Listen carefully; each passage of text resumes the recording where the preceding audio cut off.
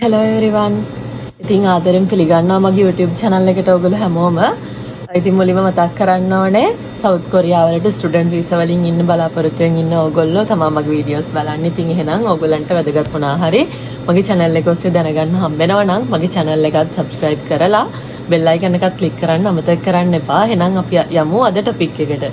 ඉතින් මේ වීඩියෝ එක මීට ගොඩක් කාලයකට කලින් ගේන්න ඕන වීඩියෝ එකක්. මොකද මගෙන් ගොඩ දෙනෙක් අහපු ප්‍රශ්නයක් මේක. ඉතින් ඔන්න පරක් වෙලා හරි ඔයගලන්ට ඒකට උත්තර අරන් ඉන්න මං හිතුවා. මොකද ගොඩ දෙනෙක් මගෙන් අහනවා ඔයගොල්ලෝ ස්ටුඩන්ට් වීසා විදිහට ස්ටුඩන්ට් කෙනෙක් විදිහට කොරියාවට එද්දී ඇත්තටම ඔයගොල්ලෝ නොදැනුවත් ඒ කියන්නේ මාත් එද්දී මාත් ඒක නොදැනුවත් ඔයගොල්ලෝ නොදැනුවත් මොනවද ඔයා ගේන්න ඕනේ කියලා. මොකද අපි හැමෝම දන්නවා අපි ෆ්ලයි කරද්දී අපිට අරන් ඉන්න පුළුවන් weight limit එකක් තියෙනවා. ඒකට මේ limit එකට අපිට අත්‍යවශ්‍යම දේවල් ඕනේ අපි අරන් ඉන්න ස්ටුඩන්ට් කෙනෙක් විදිහට මෙහෙට ඇවිල්ලා survive වෙන්න. ඉතින් ඒ මොනවද කියලා ඇත්තටම ඉනිෂියල් ස්ටෙප් එකේදී මම දන්නෙත් නෑ. ඔයාලා එන්න ඉන්න ඔයගොල්ලෝ දන්නෙත් නෑ. ඉතින් ඒක මට තුන වැදගත් ටොපික් එකක් කියලා ඔයගොල්ලොත් එක්ක කතා කරන්න. එහෙනම් අපි කතා කරමු ඔයගොල්ලෝ ස්ටුඩන්ට් කෙනෙක් විදිහට කොරියාවට එද්දී ඔයාගේ ලගේජ් එකේ අනිවාර්යයෙන්ම ගේන්න ඕනේ මොනවද කියලා. ඉතින් briefly විස්තරයක් කියන්නම්. දැන් ඔයගොල්ලෝ කොරියාවට එද්දී ෆ්ලයිට් එකට ඩිරෙක්ට් ෆ්ලයිට් එන්න පුළුවන්. එහෙම නැත්නම් චයිනීස් ටර්න් කැති පැසිෆික් වගේ ඕනම එයාලයින් එකක ඔයගලන්ට එන්න පුළුවන්. නෝමලි සාමාන්‍යයෙන් ගොඩක් අය එන්නේ චයිනීස් ටර්න් හරි කැති පැසිෆික් වගේ ට්‍රාන්සිට් එකක් එක්ක එන්න පුළුවන් ෆ්ලයිට් වල තමයි අපි ගොඩක් ස්ටුඩන්ට්ස්ලා මෙහෙට ආවේ. එතකොට ඔයගොල්ලෝ ඒ විදිහට එද්දි මේක එක එක එයාලයින් එකකින් ලයින් එකට වෙනස්. හැබැයි නෝමලි ඔයගලන්ට ගේන්න පුළුවන් weight range එක තමයි ලොකු ලගේජ් වල බර 23 23 ඒවා දෙකකුයි හෑන්ඩ් ලගේජ් එක බර කිලෝග්‍රෑම් 7ක් හෝ 8ක් හෝ ඒ වගේ රේන්ජ් එකක බරක් තමයි ඔයගලන්ට ගේන්න පුළුවන්. එතකොට ටෝටලි ලොකු ලගේජ් එක 46කුත් ඒ කියන්නේ ඒ දෙකේ බර 23 23 කියන්නේ 46ක් කියලා ටෝටල් බර ඔයගලන්ට මුළු ඔක්කොම එකම බෑග් එකක දාන්න බෑ. 23 23 ඒවා දෙකක් සහ බෑක්පැක් එක එහෙම නැත්නම් හෑන්ඩ් ලගේජ් එකක් ඒකක්කුයි තව ඒකක් තමයි ඔයාලට ගේන්න පුළුවන්. එතකොට ඔයගොල්ලෝ ඔයාලගේ බෑග්ස් පැක් කරගද්දී ඔයගොල්ලෝ ලොකු ලගේජ් වෙනම පැක් කරගන්න 23 23 මෙෂර් කරලා ඔයාගේ හෑන්ඩ් ලගේජ් එක පැක් කරගන්න සහ තව පොඩි බෑග් එකක් හදාගන්න ඔයාගේ පාස්පෝර්ට් එකයි වීසා නෝටිස් එකයි දාගන්න වෙනම පොඩි සයිඩ් බෑග් එකක් වගේ එකක් රෙඩි කරගන්න. ඒකටම ඔයාගේ ෆෝන් එක අත්‍යවශ්‍ය ඩොලර්ස් මොන හරි එක්ස්චේන්ජ් කළා ඩොලර්ස් ටිකක් දාගන්න. ඒ වගේ දේවල් වලට පොඩි සයිඩ් බෑග් එකකුත් රෙඩි කරගන්න. එතකොට ඔයාගේ බෑක්පැක් එක හෑන්ඩ් ලගේජ් එක පැක් කරද්දී සැලකිලිමත් වෙන්න ඕන කරුණක් තමයි හෑන්ඩ් ලගේජ් එක පැක් කරද්දී ලික්විඩ් වර්ග ඔයාට ඒකට දාන්න බෑ. එහෙම වුණොත් එතනදී චෙක් ඉන් එකේදී ඒවා ටික චෙක් කරලා අයින් කරන්න සිද්ධ වෙනවා. ඒ නිසා හොඳට මතක තියාගන්න ඔයාගේ හෑන්ඩ් ලගේජ් එකට ඔයාට ෂැම්පු වර්ග වතුර මොන හරි ජූස් ෆේස් වොෂ් ඒ වගේ දේවල් දාන්න බෑ. මොකද ලික්විඩ් වර්ග ප්‍රමාණයක් වෙනවා. ඒ ලිමිට් එකෙන් එහා ගියොත් ඒගොල්ලෝ ඒවා ඩිස්කාඩ් කරනවා එතනදී. එතකොට ඒක අපරාධයක් වෙනවා. සහ මතක තියාගන්න ආයෙම ඔයාගේ හෑන්ඩ් බෑක්පැක් එකට පවර් බෑන්ක්ස් ලැප්ටොප් වගේ ඒවා දාන්න බෑ. ඔයාගේ බෑක්පැක් එකට තමා පවර් බෑන්ක් ලැප්ටොප් වගේ ඒවා දාන්න වෙන්නේ. ඔයාගේ ලොකු ලගේජස් වලට පවර් බෑන්ක්ස් ලැප්ටොප් ඒවා දාන්න බෑ. එතකොට මේ පොයින්ට්ස් දෙකත් මතක තියාගන්න ඕනේ. ඊට පස්සේ අපි ගොඩක් එන්නේ ට්‍රාන්සිට් එකක් එක්කනේ. එතකොට ට්‍රාන්සිට් එකේ සාමාන්‍යයෙන් පැය 3ක් වගේ කාලයක් ඉන්න. නතර ෆ්ලයිට් එකේදී මොනවා හරි ඔයාලට ෆුඩ්ස් හම්බුනාට ට්‍රාන්සිට් එකේදී පොඩි බඩගින්නක් එන්න පුළුවන්. එතකොට ඔයා මතක තියාගන්න ඔයාගේ හෑන්ඩ් ලගේජ් එකට පොඩි ස්නැක්ස් වර්ග ටිකක් පොඩි ටවල් එකක් ඔයාලට රිෆ්‍රෙෂ් වෙන්න ඕන දේවල් ටිකක් ඒකට දාගන්න. ඒවා අත්‍යවශ්‍ය දේවල් නෙමෙයි. මං කියන්නේ ජස්ට් නිකන් උගලන්ට අයිඩියා එකක් ගන්න. ට්‍රාන්සිට් එකේදී පොඩි බඩගින්නක් આવත් වගේ කන්න ඒ වගේ දේවල් රෙඩි කරගන්න. ඊට පස්සේ දැන් දැනගන්න ඕනේ ඔයාලට එහෙම නෙමෙයි ඔයාලා කොරියාවට ගේන්න ඕන දේවල්. එතකොට මම කතා කරන්නම් මුලින්ම ඩොකියුමන්ට් සයිඩ් එක. ඒක ඉම්පෝටන්ට් දෙයක් නිසා ඔයගොල්ලෝ ඩොකියුමන්ට්ස් රෙඩි කරගද්දි මෙහෙට ගේන්න. ඩොකියුමන්ට්ස් කියලා ලොකු දේවල් ගේන්න දෙයක් නැහැ. මොකද ඔයගොල්ලෝ ඔල්රෙඩි යුනිවර්සිටි එකට ඩොකියුමන්ට් සබ්මිට් කරලා ඔයාලා දැන් සිලෙක්ට් වෙලා ඉන්නේ. එතකොට ඔයාලට සර්ටිෆිකේට්ස් ලොකුවට ගේන්න දෙයක් නැහැ. ලොකුවට නෙමෙයි ගේන්න දෙයක් ඇත්තෙම නැහැ. හැබැයි ගේන්න ඕන ප්‍රධාන දේවල් ටිකක් මම කියන්නම්. මේවා අත්‍යවශ්‍ය නැහැ. ඒත් අරන් එන්න ඔයාගේ පහසුව සඳහා පාස්පෝර්ට් සයිස් ෆොටෝස් 5ක් විතර ගේන්න. මොකද ඔයා මෙහි ආවට පස්සේ කොරියන් ID එක හදාගන්න ඔයාලට පාස්පෝර්ට් සයිස් ෆොටෝස් ඕන වෙනවා. සහ සමහර විට යුනිවර්සිටි ID එක හදාගන්න ඕන වෙනවා. ඒ නිසා පාස්පෝර්ට් සයිස් ෆොටෝස් 5ක් විතර අරන් එන්න. ලංකාව ගානේ ලොකු ගානක් නැහැ නේ. ඔයා ආපු ගමන් මෙහෙ වඩ ස්ටුඩියෝස් හොයන්න බෑ. ඒවා කරදරයි. අනිවාර්යයෙන්ම පාස්පෝර්ට් සයිස් ෆොටෝස් ඕනේ වෙනවා. ඒ නිසා ඒක අරන් එන්න. ඊගාවට ඔයාගේ පාස්පෝර්ට් කොපි එකක්, වීසා ග්‍රාන්ට් නෝටිස් එකේ කොපි එකක් සහ IELTS වගේ මොන හරි සර්ටිෆිකේට් කොපීස් ඒ වගේ දේවල් අරන් එන්න.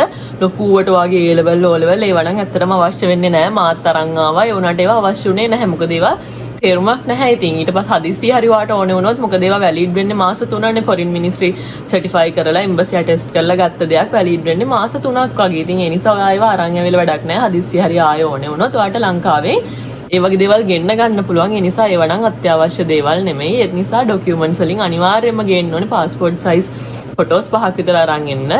පාස්පෝර්ට් එකේ ස්කෑන් කොපි එකක් සහ වීසා ග්‍රාන්ට් නෝටිස් එකකින් කොපීස් 3-4ක් අරන් එන්න මොන හරි හදිස්සියකදී. ඊගාවට හොස්ටල් ඉන්න ස්ටුඩන්ට් කෙනෙක් නම් අනිවාර්යෙන්ම ඕනේ වෙන දෙයක් තමයි මෙඩිකල් එක. ඒක අවුට්සයිඩ් ඉන්න කෙනෙක් නම් ඒත් ඕනේ වෙන්නේ නැහැ.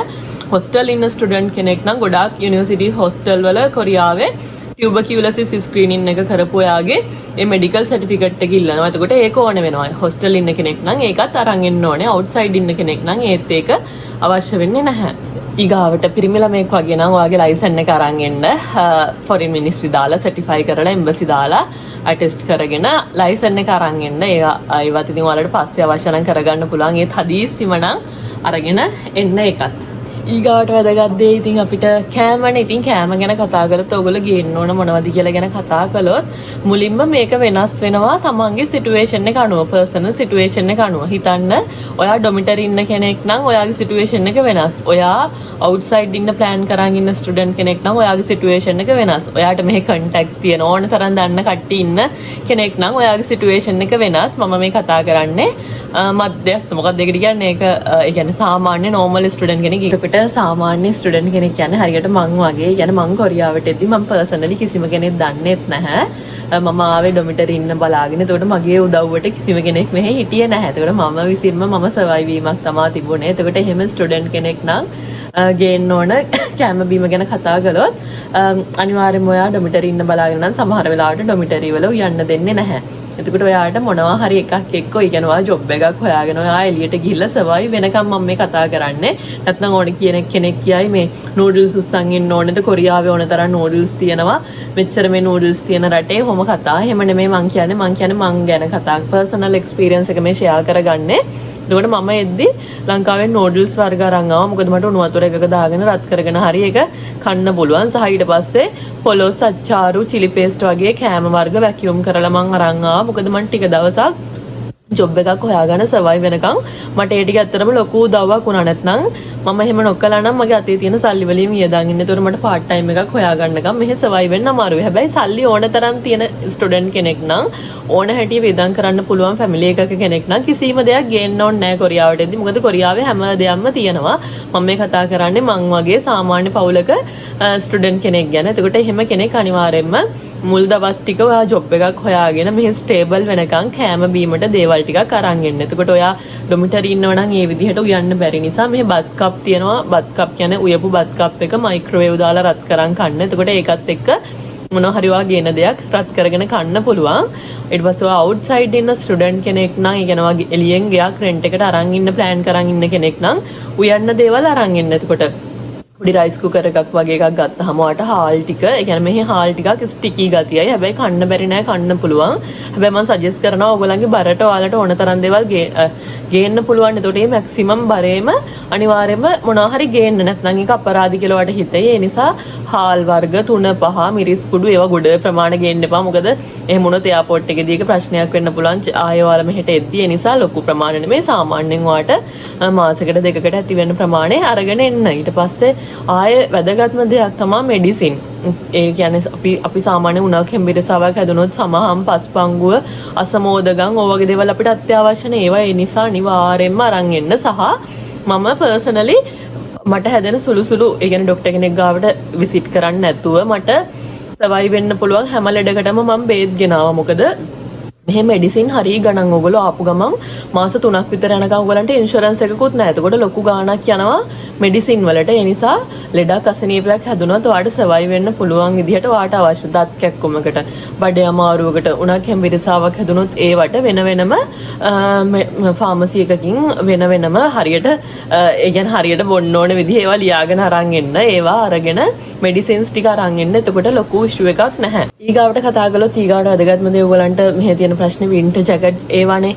ඒ කියන්නේ මෙහෙමයි. ඇත්තටම ලංකාවේ මමත් වින්ටර් ජැකට්ස් 3ක් විතර උස්සන් ආවා. ඇත්තටම ඒවා වැඩක් නැහැ. මොකද අපිට අපි ගෑනු ළමයි වුණාම ඉතින් ලස්සනට අඳිනවා. ඒතකොට මෙහි ෆැෂන් එක ඒවා මැච් වෙන්නේ නැහැ. අපි ලංකාවෙන් ගේන දේවල් ඇත්තටම මට නම් මැච් වුණේ නැහැ. මං ලංකාවෙන් ගෙන ආපු වින්ටර් ජැකට්ස් එහෙමම අයින් කළා. මං ඒවා පාවිච්චි කරගත්තෙත් නැහැ. අර මෙහෙමයි ඔයාලට හිතේ බය නිසා එක ජැකට් එකක් අරන් එන්න.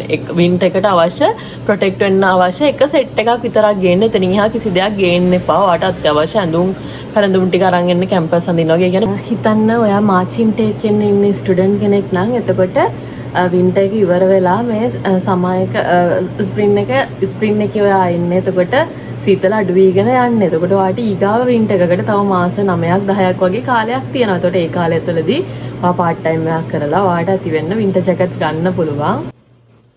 ඊගාවට හිතන්න ඔයා සැප්තැම්බර් ඉන්ටේක් එකේ ඉන්න ස්ටුඩන්ට් කෙනෙක් නම් එතකොට සැප්තැම්බර් ඇවිල්ලා ඔයාට තව මාස 2ක් විතර තියෙනවා වින්ටර් එක එන්න. එතකොට ඒ කාලෙදිත් ඔයාට ටයිම් එකක් තියෙනවා. ඒ නිසා ඔයා හැම මොන ඉන්ටේක් එකේ ආවත් එක ජැකට් එකක් එක අයිස් කැප් එකක් වගේ අරන් එන්න. ඊට අමතරව එහෙම අවශ්‍ය නැහැ. ඉතින් ඔයාට මෙහෙදි ගන්න පුළුවන්. ඔයාට ඒක තමයි ඉතින් මේන්ලි ඔයා මෙහි ලගේජ් රෙඩි කරගද්දි සැලකිලිමත් වෙන්න ඕනේ. ඊට අමතරව බෙඩ් ෂීට් එකක් කොට්ට උර ඒ වගේ දේවල් දාගෙන එන්න.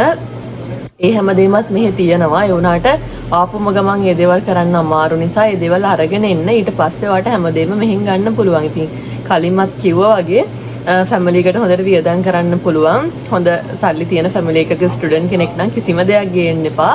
හැමදේම ඔයාට අවශ්‍ය හැමදේම මෙහෙ තියෙනවා. ඒකට මේ දේවල් ඔයාට මෙහෙන් ගන්න පුළුවන්. ඉතින් ওই විදිහට තමයි ඔයා ලගේජ් හදාගද්දි ගේන්න අවශ්‍ය දේවල් නැති දේවල් ගැන මට ඔයාලට අයිඩියා එකක් දෙන්න ඕනේ. ආයෙ මෙන්ෂන් කරන්න ඕන වැදගත් දෙයක් තමයි ඔයගොල්ලෝ දන්නවා. ඉතින් ඒක ඔයගොල්ලෝ එඩියුකේටඩ් අය ඔයගොල්ලෝ දන්නවා සාමාන්‍යයෙන් ලයිව් සේල්ස් ඒ කියන්නේ සජීවී දේවල් ඔයගලන්ට ගේන්න බෑ ලගේජ් වල. එහෙම හිතන්න කරපිංචා වගේ දේවල් ගෙනාවට ලොකු ඉෂුවක් වෙන්නේ නැහැ. ඔය ඇට වර්ග තියෙන රම්බුටන් වගේ දේවල් මම උදාහරණ විදිහට කියන්නේ ඒ වගේ දේවල් තහනම්. ඉතින් එහෙම අර චෙක් වුණාම පළවෙනි පාරම එහෙම ලොකු ඉෂුව එකක් නැහැ. ඒගොල්ලෝ ඒවා චෙක් කරලා මොනවද කියලා අහලා ප්‍රශ්න කරලා ආයෙ රිලීස් කරනවා. ඒ වුණාට අර එහෙම ප්‍රශ්න දාගන්න අවශ්‍ය නැහැ නේ. එද්දිම ඕගලන්ට ලැන්ග්වේජ් එකත් ලොකුවට බෑ. එතකොට එක්ස්ප්ලেইন කරන්න තේරෙන්නෙත් නැහැ. ඒ නිසා ඒ වගේ දේවල් ගේන්න එපා. ගෙනවයි කියලා අතන එහෙම ඉෂුව එකක් නැහැ.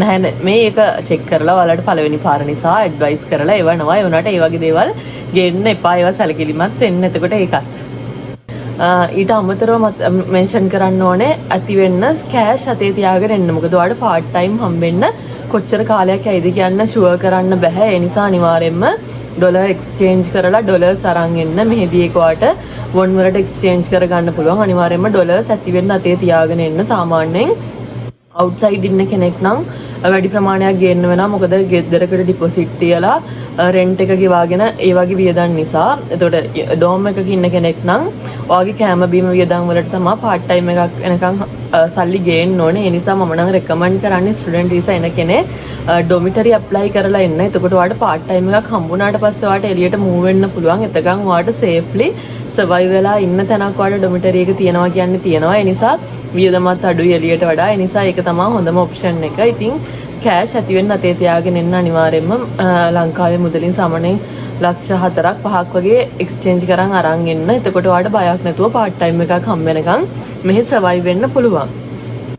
ඉතින් ඒ දේවල් තමයි එහෙනම් ඉතින් ඔයාලා කොරියාවට ස්ටුඩන්ට් කෙනෙක් විදිහට එද්දි සර්වයිව් වෙන්න අවශ්‍ය ගේන්න අවශ්‍ය දේවල්. ඉතින් මම හිතනවා ඔයාලට ඒ ගැන පොඩි අයිඩියා එකක් ගන්න පුළුවන් වෙන්නේ නැති කියලා. එහෙනම් තවත් කොරියාවට ස්ටුඩන්ට් වීසා වලින් එන්න ඉන්න ඔයාට මොනවා හරි ප්‍රශ්නයක් තියෙනවා නම් මට කමෙන්ට් එකක් විදිහට දාලා තියන්න. පුළුවන් හැම වෙලාවකම රිප්ලයි ගේන්නම්. ආයෙ මෙන්ෂන් කරන්න ඕනේ වීඩියෝස් පරණ වීඩියෝස් වල කියපුවම ආයෙ අහලා කමෙන්ට්ස් දාන්න එපා. ඇත්තටම එහෙම එකම දෙයට හැම වෙලේම උත්තර දෙන්න බෑ. මොකද ඒක මම මෙන්ෂන් කරන්න හේතුව තමයි ගොඩක් වෙලාවට මගේ පර්සනලි යුනිවර්සිටි මෙන්ෂන් කරලා අහනවා මේවා හොඳයිද මේවා නරකයිද A level කරලා නැහැ මේ සබ්ජෙක්ට් A level කරලා තියෙන්නේ එහෙම කියලා. ඉතින් මම කලිනුත් ඒවා ගැන මෙන්ෂන් කරලා තියෙනවා. සාමාන්‍යයෙන් අවම ක්වොලිෆිකේෂන් එක කියන්නේ A level. හැබැයි A level වලට ඉක්වලන්ට් මොන හරි ක්වොලිෆිකේෂන් qualification එකක් තියෙනවා නම් ඒත් apply කරන්න පුළුවන් student visa සහ university ගැන නම් personally මගෙන් අහන්න එපා. මොකද දන්න university කිහිපයයි තියෙන්නේ යාළුවෝ ඉගෙන ගන්න සහ මං ඉගෙන ගන්න. ඉතින් ඒ නිසා හැම එකක් ගැනම දන්නේ නැහැ. වෙබ්සයිට් වල තියෙන details තමයි ඒතකොට මාත් දන්නේ. ඉතින් ඒව ගැන හැම personally උත්තර දෙන්න අමාරුයි. එහෙනම් ඉතින් මම හිතනවා අද වීඩියෝ එකනොත් මොනවා හරි වැදගත් දෙයක් ඔයා ගන්න ඇති. එහෙනම් මගේ videos බලුවට thank you so much. එහෙනම් මගේ channel එකත් subscribe කරලා bell icon එක click කරලා තියාගන්න. ඉස්සරහදිත් වැදගත් වීඩියෝස් ඔයාලට බලන්න පුළුවන් වෙයි. එහෙනම් thank you so much. Bye bye.